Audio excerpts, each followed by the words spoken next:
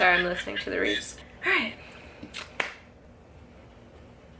Hey loves, it's DONI here, and today I'm going to be talking to you all about how I started my own makeup line at the age of 22.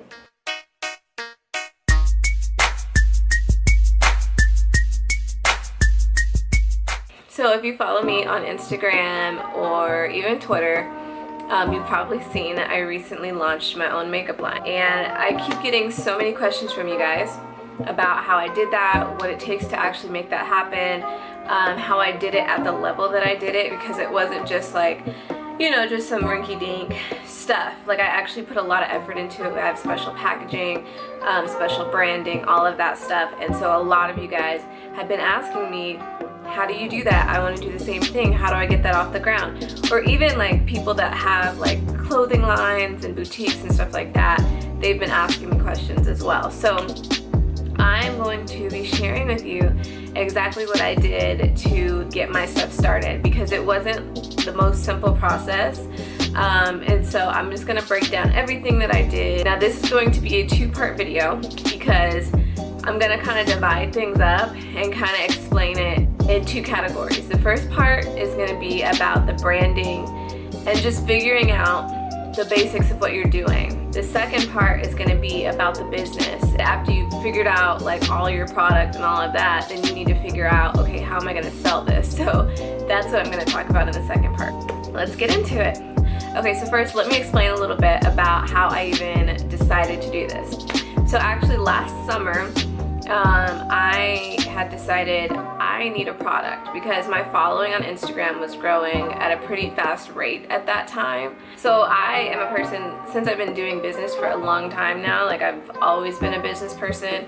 When I was probably 10, I was trying to do flip-flops, and I would like tie these like strings on these flip-flops and make different designs and do different colors, and I would sell these flip-flops to people. And I had a business where I did like the little miniatures, the clay miniatures, where I'd make like little macaroons or little like frappuccinos, or like, you know, like all the little food stuff, and I'd sell those and I'd make them into earrings. And okay, so before this business, the last business that I feel like was actually like booming that I did, I was selling holographic nail powder. If you've ever seen those videos on Instagram of the girls that have holographic nails, there's a powder and they like rub it on top of the nail polish and it makes it holographic. So that was the last thing that I had done, and it was like the best outcome I've ever had, where I was like literally getting sales like every single day, like multiple sales a day. It was just going really good, I'll say that. But then I messed up because I was trying to do drop shipping, and I was trying to do that whole Shopify drop shipping thing, but I decided I was going to use Etsy because there's already a customer base on there. But that totally went south because people were like, where's my order? And I was like, fam, I don't even know. I don't know what to tell you. So that didn't last as long as I would have liked it to, but it went really good when I was doing it. So I was like, okay, I know how to make people want to buy something, you know, so that I had finally figured out. And of course, the first businesses I've had, like, I did those when I was like a teenager and younger. So that was like the first time I had done a product-based business since I was an adult. And so I was like, okay, I got this, I figured it out.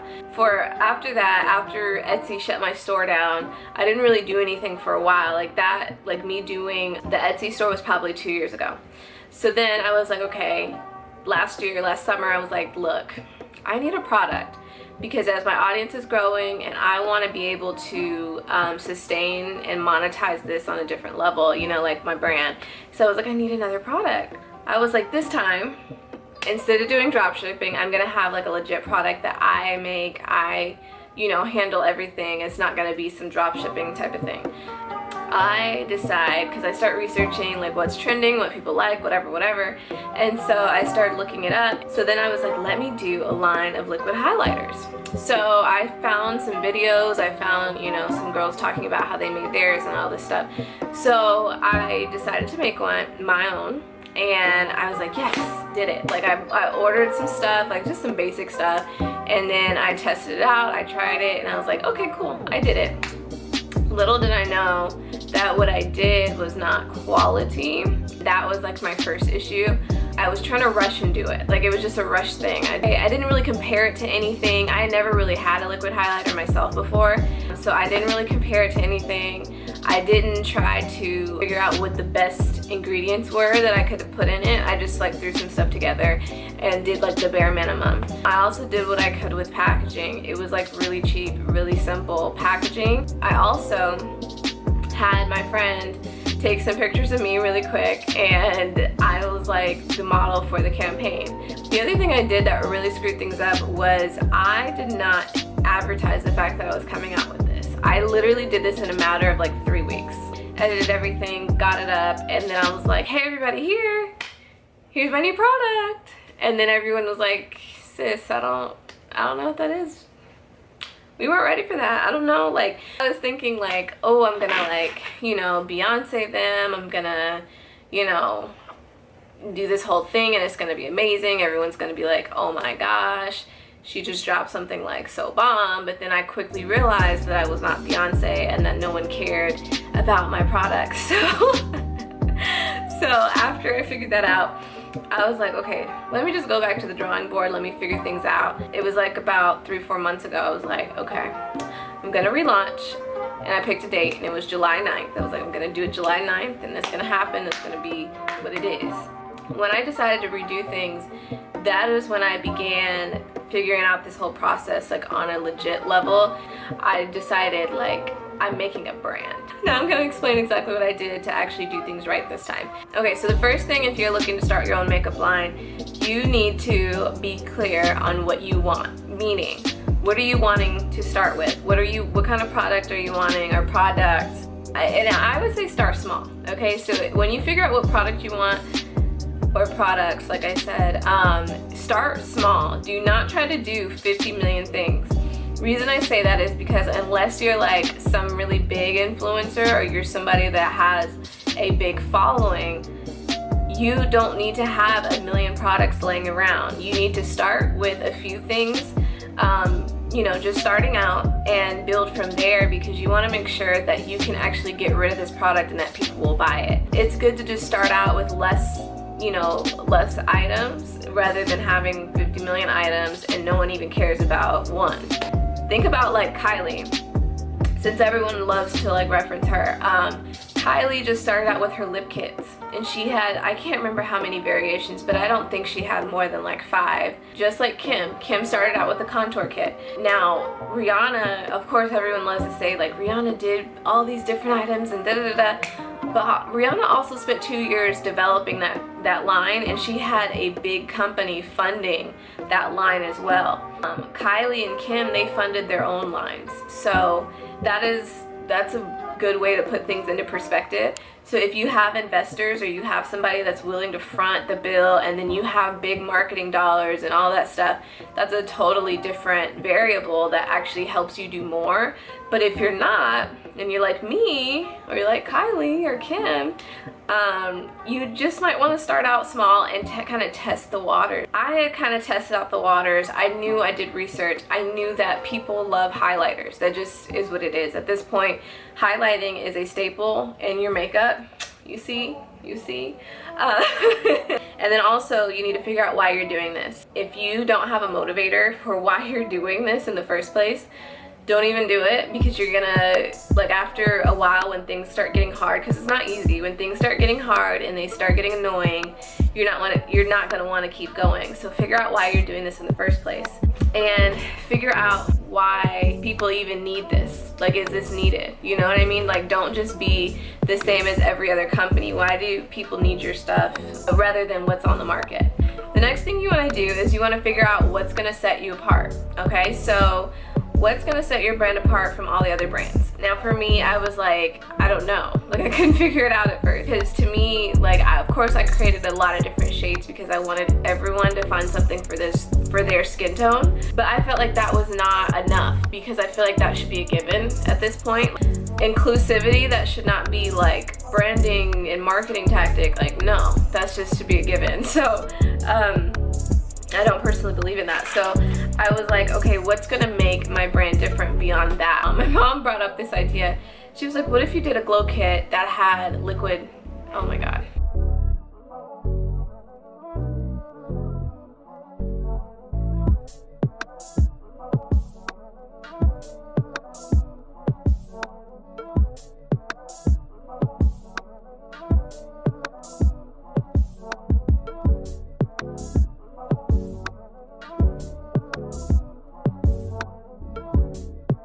So I decided to do that. I was like, I figured it out. I totally did my research and I figured out what I was gonna do. It took a while to figure out, you know, the packaging, and I kept asking everyone, do you like this bag, or do you like this bag, or do you... I'll insert a clip here of what it looks like. The point is, I figured it out. I figured out what I could do that could make my line different.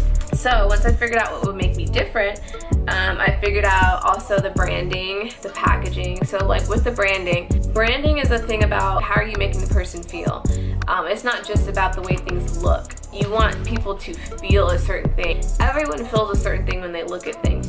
So when you look at really nice, well-packaged things like Fenty Beauty, that there's a reason why people feel that way about Fenty Beauty, because it looks so nice and you can tell there was a lot of effort that went into the packaging, and it makes you feel good when you use it because of how nice it looks. Whereas a product like, I don't want to bash any brands, but like let's just say Wet n Wild, because we all know Wet n Wild is cheap. But they are a drugstore, one of the lowest brands on the drugstore totem pole price-wise. Their packaging reflects that. You're getting a good product, but it's not gonna be like something that makes you feel outstanding and like you are just luxury and you're just so amazing when you use this product. It's not gonna have that effect. It just gets the job done. You gotta figure out where your brand falls in that. There's nothing wrong with either, because both have their place, because there are so many people that can't even afford Fenty, and then there's so many people that can. But like I said, every product has its place. So do you want to be a necessity, or do you want to be that thing that people are like, I have to have it because it's going to make me feel so amazing? So what is your branding? Who are you catering to? And what is going to make them feel a part of your brand? It's like Fenty.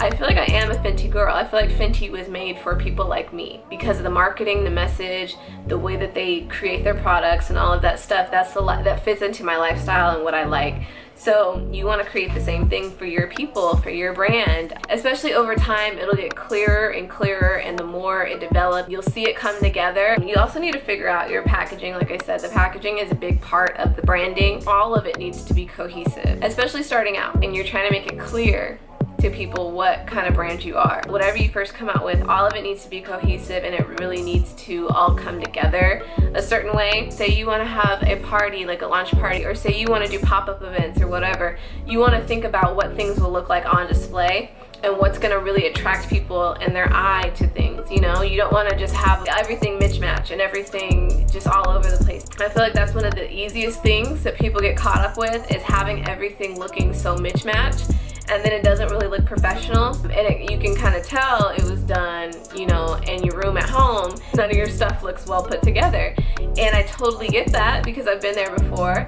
But there is a way to still do things at a good price and still have everything look cohesive. And take your time, okay? Don't feel rushed. I had to take my time and find the right packaging, find the right labels. Literally the week before I launched, I was like about to pass out because I had ordered some labels from someone different than I originally wanted to order some from, because they were closer. I found a woman that made amazing labels overseas.